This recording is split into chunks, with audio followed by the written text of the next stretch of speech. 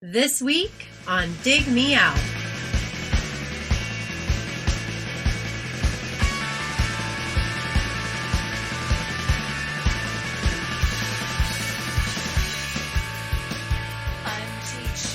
With your hosts, Jason Diaz and Tim Minichi. Jay, we're back again with another episode thanks to our Dig Me Out Union on Patreon. You can help us make the next episode happen by joining us at dmounion.com or digmeoutunion.com. 670 episodes, and I'm still tripping over the intro. Jay, this is a poll episode, but you changed it on us. You messed with the poll this time. I used to say 3 rounds of 9, and then we get it's a group of 6, and then you change it. What happened? Tell everybody what you did. Is this the one I changed? Was this the one I changed it? Yes. Well, we had a year ago. We got a lot of picks in the hopper, and we started to work our way through them. And I said, between that and just maybe a little bit of fatigue about voting all the time, I thought, let's just do 2 groups this time and see how it goes. Give everybody a extra week off from voting, and make it a little sweeter when we do put a poll up. So we just did two groups of 9, and then ran a final. So in case anybody's wondering, voting here is like imagine if you had a special election 3 times a month in your hometown. Because every album suggested by a patron, there's a vote for better were the album better EP or decent single. So we have about, I don't know, per year we have 28, maybe 30 of those, maybe more. Might even be pushing into the I don't know exactly how many, but we've got a lot. Yeah. Then the poll, which is was a total of 4 votes. And that was for the first 6 months of the year. So 6 times 4, let me do the math there. That's 24. So now you're looking at like 54 polls that you had to vote for. And that's just the first half of the year with regards to the album selection poll. So upwards of like 70 polls. That's a lot of polling. Right. I was getting a little goddamn Rasmussen over here. Survey that's monkey. Why, throttled it back a little bit. Yeah. To see how things went. I think it worked out okay. I felt bad because I try to put stuff up. Oh, and also we put up polls for our 80s episode before, and now our aughts episodes for the steering committee. So that's even more work for the steering committee. Yep. And somebody, I think like 3 polls went up in 3 straight days, and somebody was like, my God, I've got so much to listen to. And I just want to remind folks, you don't have to it's great if you do listen to everything beforehand, but we understand you have busy lives and you might not to get to every record before we talk about it so that you can have an opinion on it. But keep in mind, we got to listen to these things multiple times. So when you see it and you listen to it once, Jay and I are here listening to it over and over again. And, that's our job. But it doesn't leave a lot of room for other things. So we go without seeing our families for weeks and months of the year. My kid, she's all grown up now. I barely know her because of this podcast. So what I'm saying is, if you could join our Patreon community, you could help us fund our future alimony payments so that Now let's get into this poll, Jay. Let's talk about the July album poll with 2 rounds of 9. First round, we had Nude Swirl, the self-titled album suggested by Richard Waterman. Blue Blood, Silkworm by Willie Dillon. Seafield's album Q. I'm not sure how to pronounce that. That was Adam Smith. Treat Her Right's album What's Good for You, suggested by Bill Davidson. Initiation by Course of Empire, suggested by Eric Peterson. Viva La Blues from Palace Music, suggested by Dominic DeVito. What Makes It Go by Kamita, suggested by Angela Tosek. Dim Lights, Chill the Ham by Shadowy Men on a Shadowy Planet by Robert Cam, and Moonlights and Castanets by Overwhelming Color Fast. That was submitted by Joseph Long. The two winners out of this round, Course of Empire and Overwhelming Color Fast. Have you, just curious, Jay, had you ever listened? Nope, me neither. Okay, No, round not at two. all. Round two. Here we go. Oh, you didn't list the names, Jay. I don't. Oh no, sorry, you did. They're just not highlighted. Sorry, I You didn't bold them. Do you need an editor, Jay? Do we need to get an editor? Because type is important for our brand. I'm trying my best, man. Sometimes I forget to do the Apple B.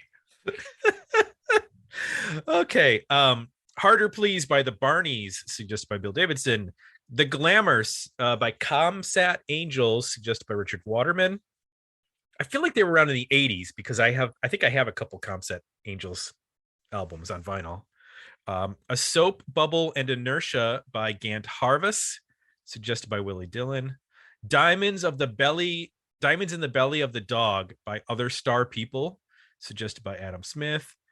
Smash by Offspring, suggested by Eric Peterson. Slow Buildings by Pale Saints, suggested by Vadim Taver. Transmissions of the Satellite Heart by the Flaming Lips, suggested by Kyle Bittner.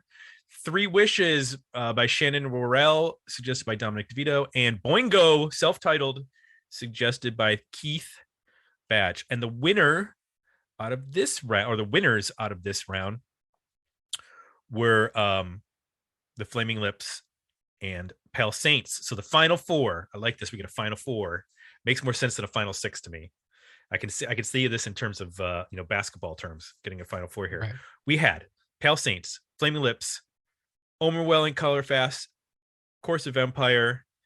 It was close between two. There was some back and forth. There was some hemming and hawing about whether we needed to do this band or not.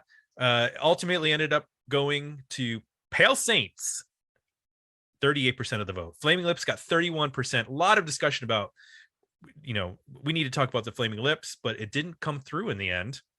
And it's interesting. It got more votes against Pale Saints in the previous poll. But fascinating. When you had more than one vote, but in the final, you only have one vote. And when you only got one vote, it did not come out ahead. Yep. Priorities. I think what happened there, Jay, is a lot of people voted when they had their multiple votes. It's like they went Flaming Lips and maybe one other thing. And a few of those were Pale Saints, but not as many. But then the Pale Saints people maybe only voted once.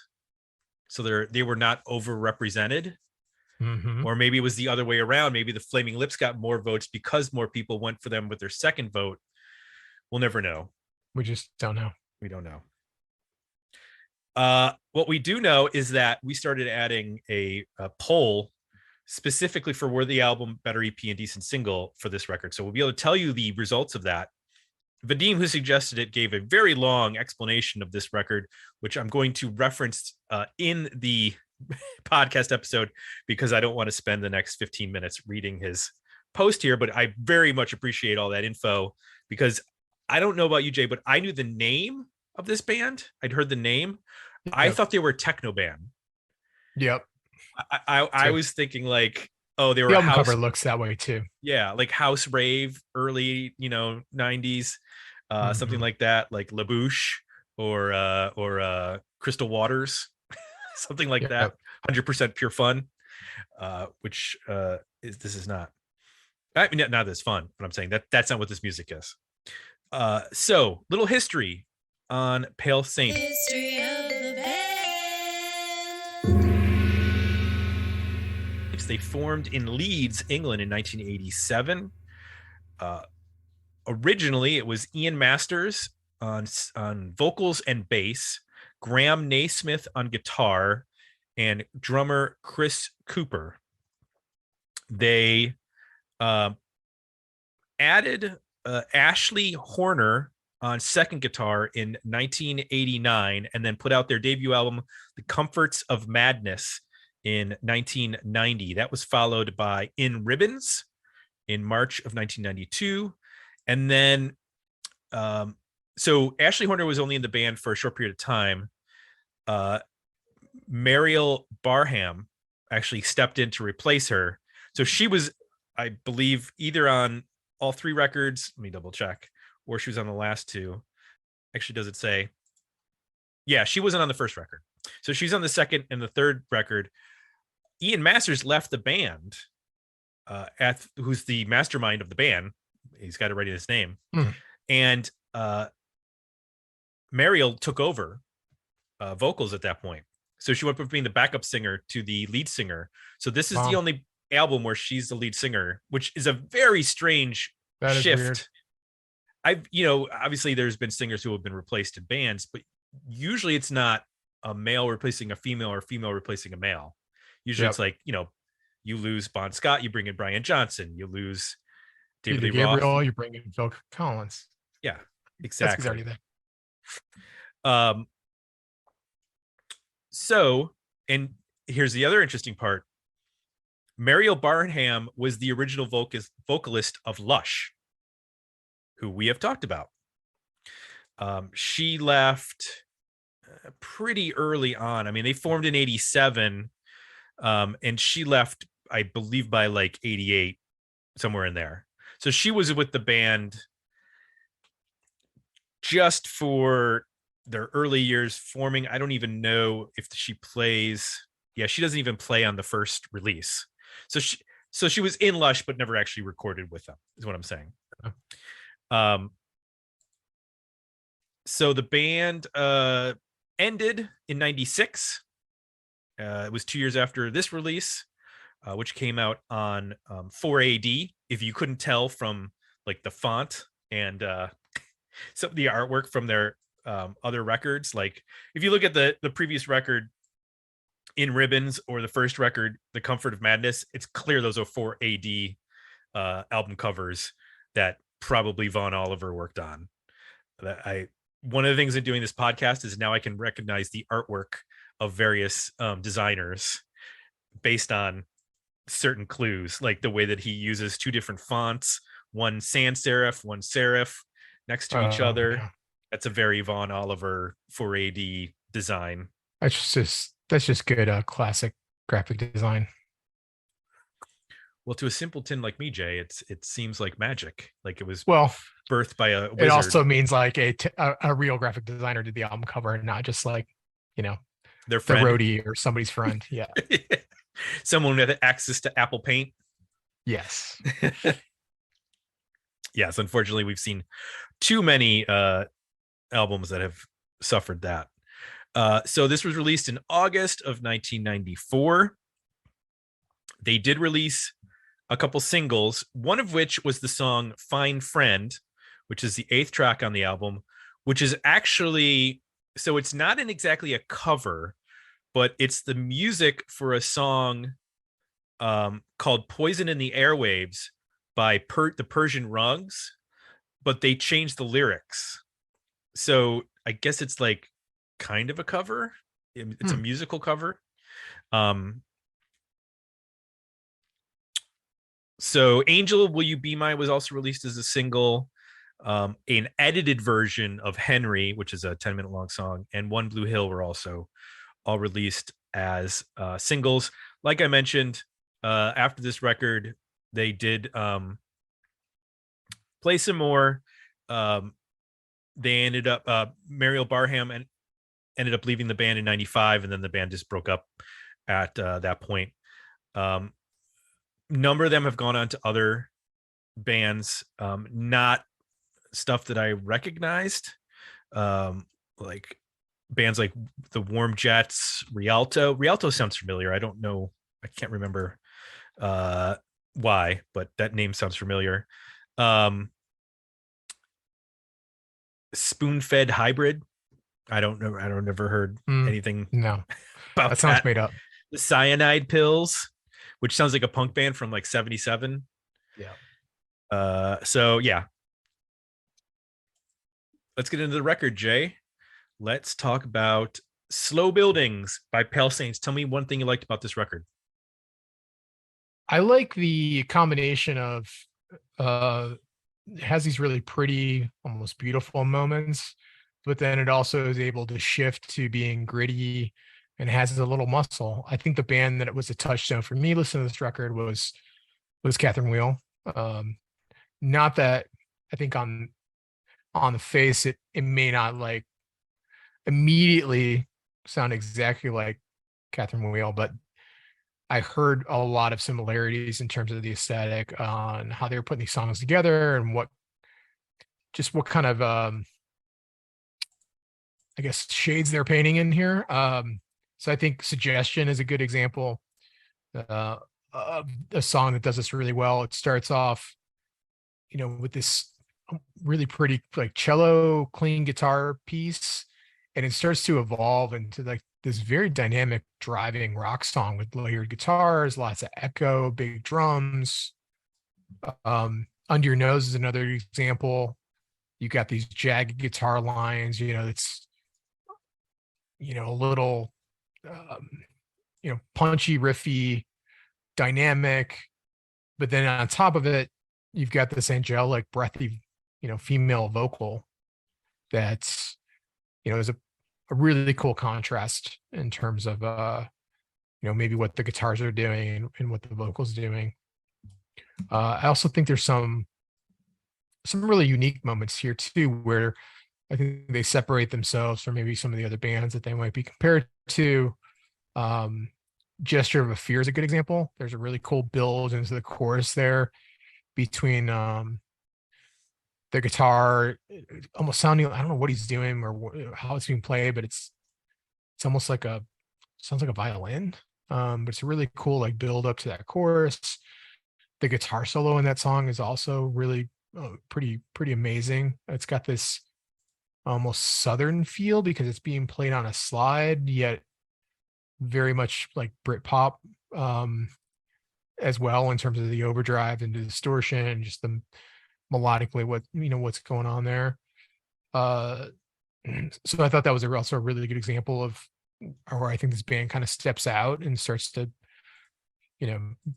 make its own sound within this shoegaze adjacent kind of glittery pop, at times slightly like progressive. There's some songs on here that stretch pretty long, they build a big crescendos, have some dynamics of either being really slow and almost Pink Floyd-y to almost experimental in the way that they're layering guitars, and some other instruments here too. You hear like I mentioned some cello. I think there's like flute on a song. There's some violins. There's some organ, like you would hear in like latter Catherine Wheel material. So there's this ambition, I think, too, just musically to push things a little bit beyond just the standard rock format, which I thought worked pretty well too. So that's some of the stuff that worked for me. What worked for you? Well, first and foremost, her voice. You mentioned it. I mean, this is like the perfect complement to this music. It's what works so well with Lush, and at times it's a little Tanya Donnelly. It's just what works for me in terms of this shoegaze / dream pop sound, because her voice sounds as ethereal as the music sounds at times, which is a great pairing. And I agree with you, like there's Catherine Wheel. Under Your Nose, that guitar tone, that like buzzing guitar reminded me of like the earlier Swerve Driver stuff, like Sun Mustang Ford and those kinds of songs.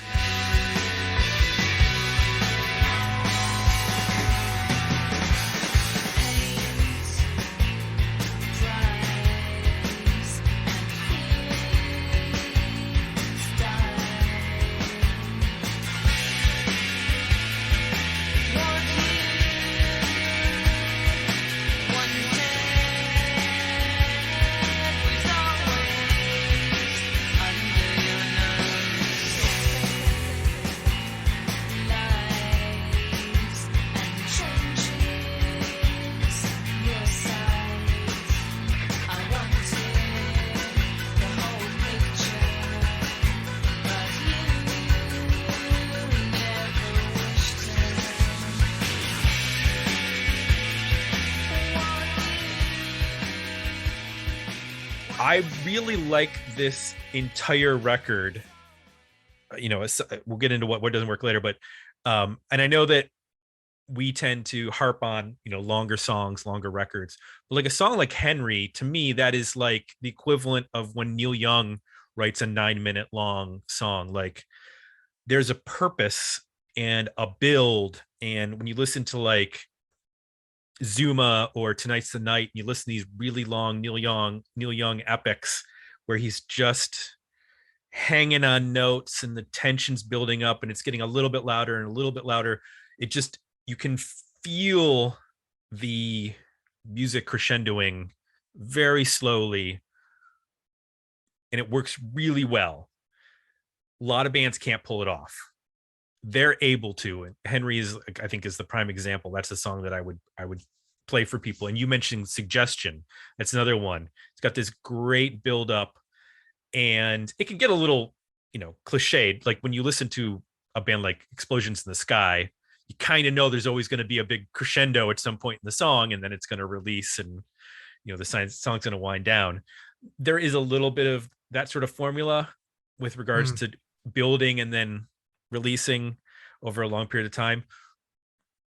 But like you said, there's a lot of like little interesting things happening with stringed instruments, with them just tackling different sounds from song to song that you don't really know as you listen to this record what the next song is going to sound like, because you open with that instrumental King Fade, and then you go to this up tempo Angel Will You Be My, which sounds very contemporary for the time. I mean, that's right there with Lush and the other shoegaze bands that were kind of shifting a little bit, becoming not My Bloody Valentine, but Catherine Wheel refined their sound, Swerve Driver refined their sound for the second record, Mezcal Head, and this sounds like a refinement in terms of there's like a tight 3-minute song, and then we're going to blast you for 10 minutes with this one song, and then we're going to do another 253, and then you're getting 627. You know what I mean? Like there's this, it's like they know like you can't have 10-minute long songs, but they also can't really artistically fully investigate everything they're capable of by keeping everything to 2 to 3 minutes. So I appreciate that there's kind of both halves of this record in terms of what they're doing.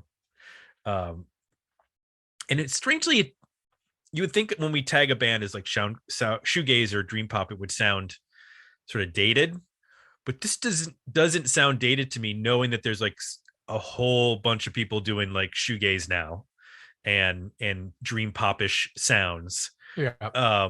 So this sounds almost contemporary in that way.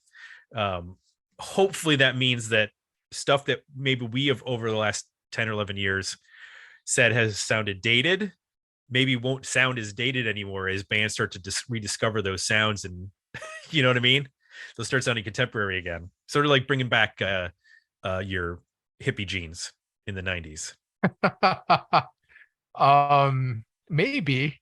I don't know. I think there's a classic approach that I think this would have sounded great in the 90s. That would have sounded great in the 2000s. That would have sounded great in the 2000s. Like they hit a formula here where I think for the most part, they're sticking with tones and approaches that are pretty universal. There's not a lot of trappings in terms of tech here.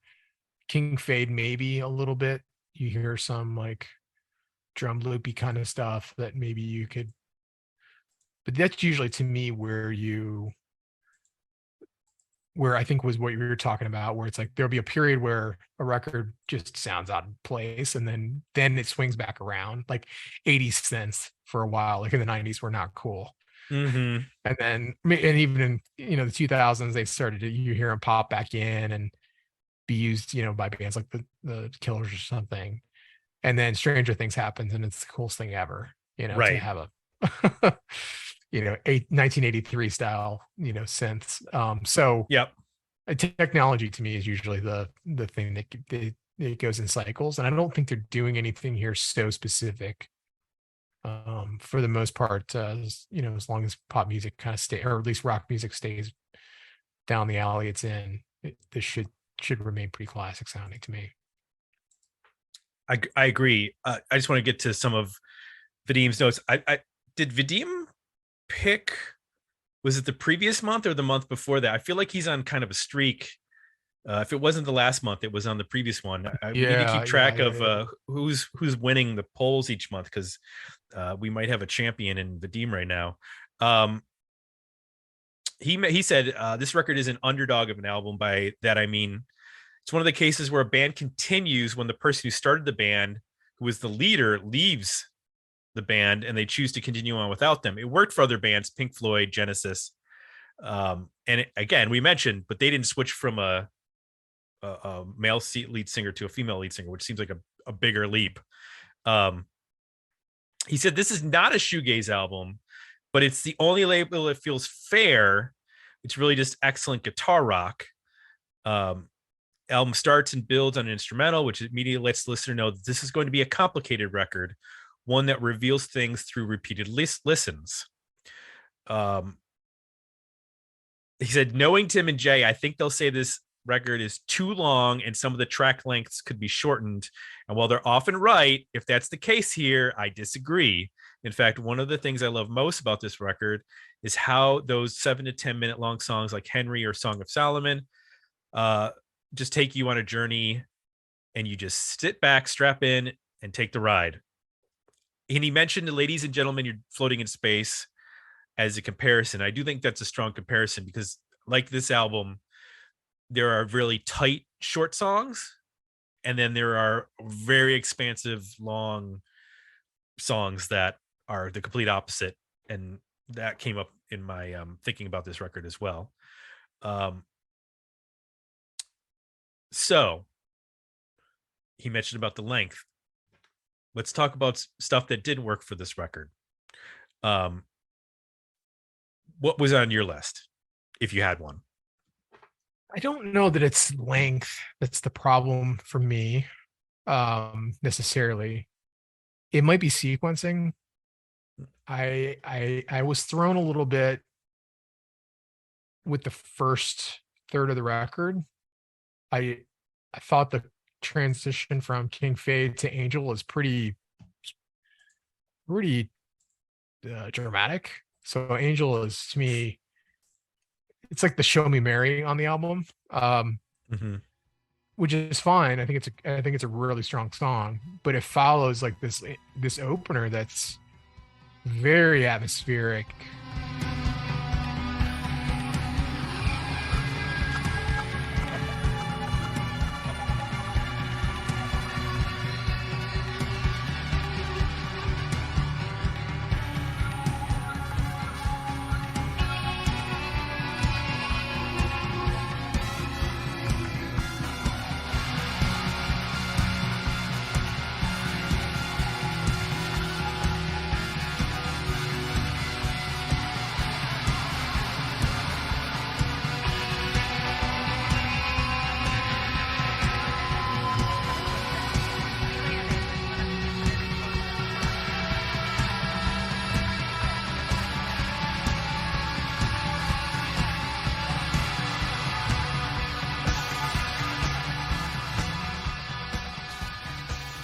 Takes a long time to build, not a ton of guitars. It's a lot of like feedback or noises and drums, almost cinematic. So it really had me disoriented. And then in One Blue Hill is this 6/8 feel guitar song that has flute in it. So I'm like, 3 songs in this record, I'm really lost on what I'm getting into. And it really takes me until Under Your Nose I start to connect. Like, I think hearing the guitar work on that song, it's got a little bit of drive to it. I start to like understand the identity of the band at that point. And it's not really till the stretch at the end where I feel like I'm in solid ground. I'm like, okay, yeah, I get what this band is. I get where we're going. I'm understanding like the concept and the format. So I struggled a bit with the sequencing, because it's like a song I like, and then a stretch of like maybe an oddball or an instrumental or a really like slow build long song like Henry or Song of Solomon, which I don't know that I dislike those songs. There's something about the placement of them that I'm not able to like be patient with them in a way that I want to. Whereas with Suggestion, I mean, it's a 7, almost 8-minute long song, and I don't have a problem with that. There's something about like leading into that, it feels right, and I'm like ready for it. So I don't know. There's something with the sequencing here that's throwing me off, and it's making it more difficult than I wish it was. Because if I just take it song at a time, a lot of it I do like, but as a whole, there's portions where I'm not as impressed or not as engaged. I think the way that plays out is like, as well as some of those tracks like One Blue Hill and Fine Friend. One Blue Hill, it can almost be anybody. There's nothing really distinct about it. Fine Friend sounds a lot like Mazzy Star to me. Yes. And I don't dislike the song, but I just can't help it. Between those two tracks, like these slow 6/8 feels, songs, starting to think of Mazzy Star, like it just felt less distinctive and more derivative to me. And then I think the last part that within that, more specifically is just, there's just prolonged monotonous sections that specifically in Henry and Song of Solomon that I kind of get it, but and maybe if I listen to those songs on their own, I probably would enjoy them more. But in the context of the record, like I'm just wanting things to pick up a little bit, to get to some of the more driving stuff and dynamic songs like Angel or Under Your Nose or Always I. Or so I think it's sequencing for me less than the length. I mean, you can always say like, it's a 58-minute long record. If it was shorter, I probably overall, it would work better. To me, though, that would probably mean like cut a couple tracks, maybe One Blue Hill, maybe it's a little gesture that's like kind of an interlude instrumental thing that I don't think is really helping set up Song of Solomon very well. Maybe it's drop some songs or resequence some things. But that's what didn't work for me. Did anything not work for you? Yes. And I'm glad you mentioned Fine Friend, because that is Fade Into You. Yeah. It's the same progression. It's basically the same melody. It drives me nuts. Like I would first, I'm axing that song so fast. Like, yeah. I don't know why it sounds exactly like Mazzy Star's Fade Into You, but it does.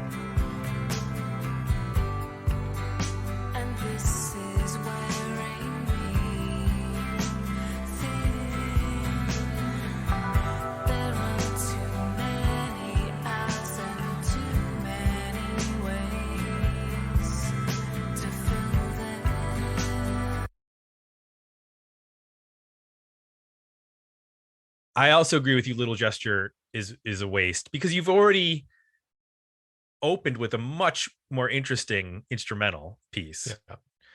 Honestly, I agree with you in the sequencing too.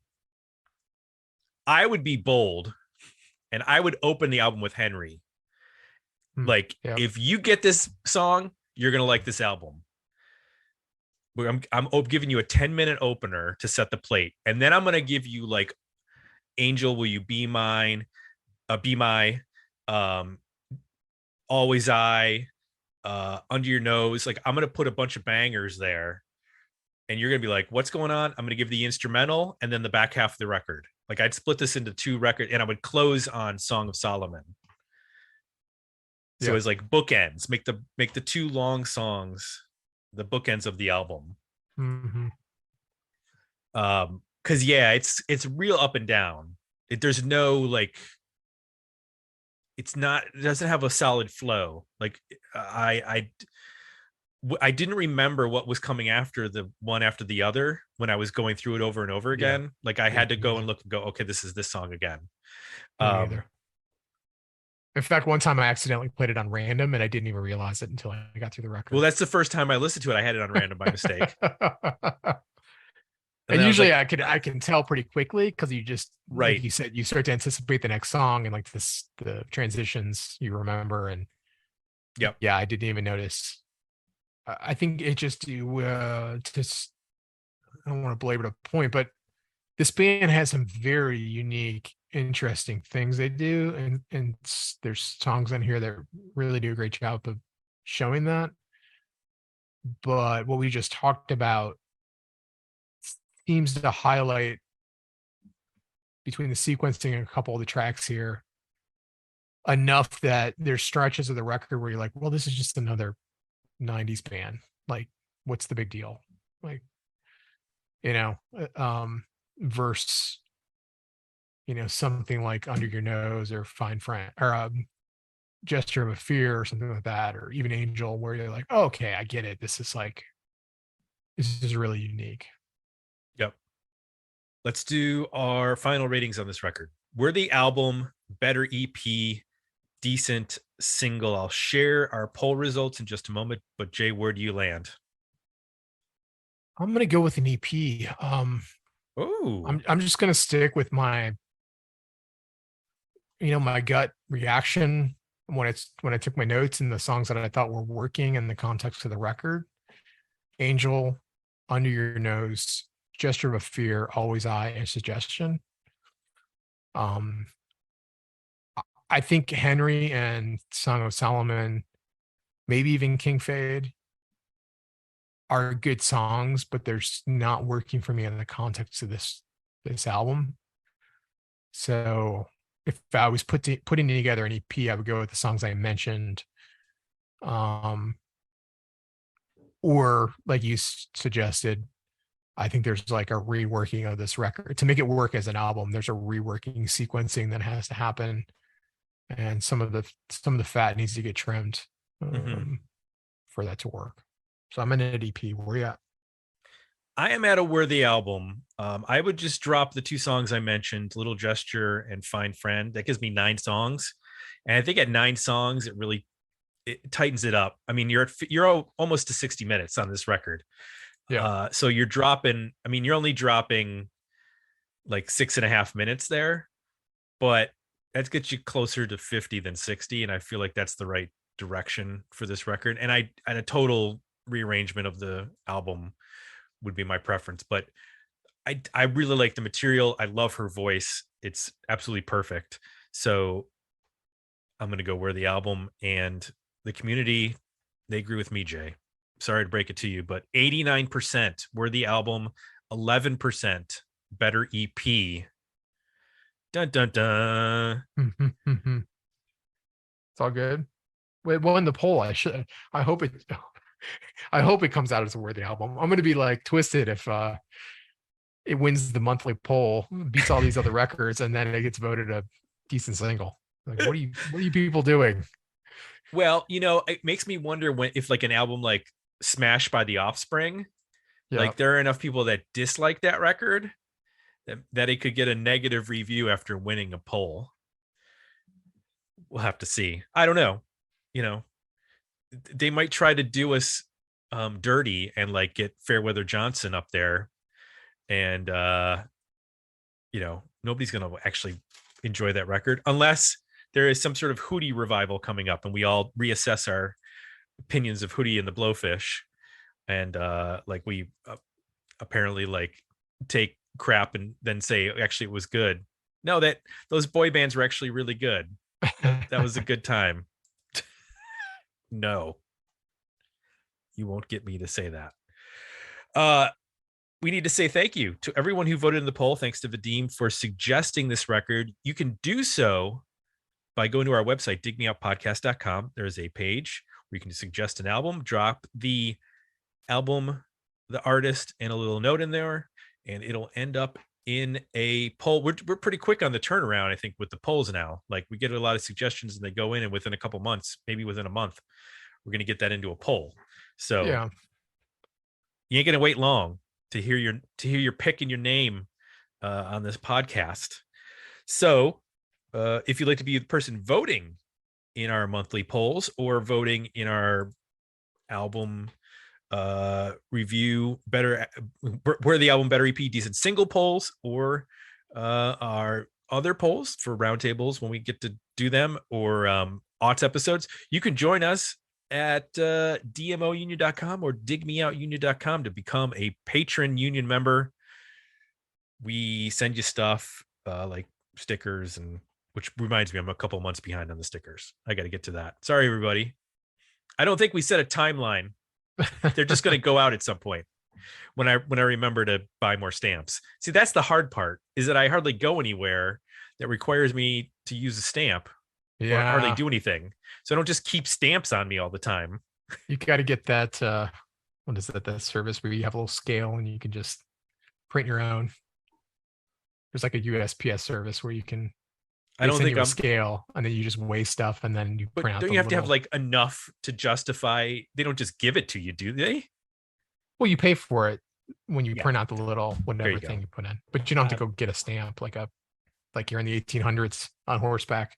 I do. I have to ride a horse to the Western Union. I wouldn't even know how to get a stamp. Well, you know what they do? They sell them at grocery store checkouts, and you have to ask for them. Yeah, I don't do that either. Yeah, because your food's there when you just put it in order on your phone, you pick it up, and it's ready. Yes, they bring it out to the car. Honestly, I bet you within our lifetime, there will be entire grocery stores that are complete. They're just all like that. Like, you don't, like, it'll be a store. It'll basically be like Costco, but no customers go in. You just pull up with your order and they load your car, and then you just go home. I can definitely see that. Although I have to say, I don't enjoy going to stores, but we did go to Costco for the first time in I don't know, 5 years. Oh, really? It was kind of fun. I was like, man, I'm having way too much fun at Costco. I felt a little bit like I was so much fun today. Wait till you hear about this store called Lowe's. They have all these like tools. You can build things. You can paint things. They have giant skeletons. Box newsletter. Let's get back on track here. The box newsletter, sign up for it at digmeoutpodcast.com. You can read it at Patreon, and you can have it sent to your email inbox. It is a newsletter of new releases of 80s, 90s, and aughts relevant music, movies, TV shows, books, etc., with 2 1-minute reviews every week. Finally, Apple Podcasts is where you go to leave some positive feedback for this show. For Jay, I'm Tim. We're out. And we'll be back next week with another episode of Dig Me Out.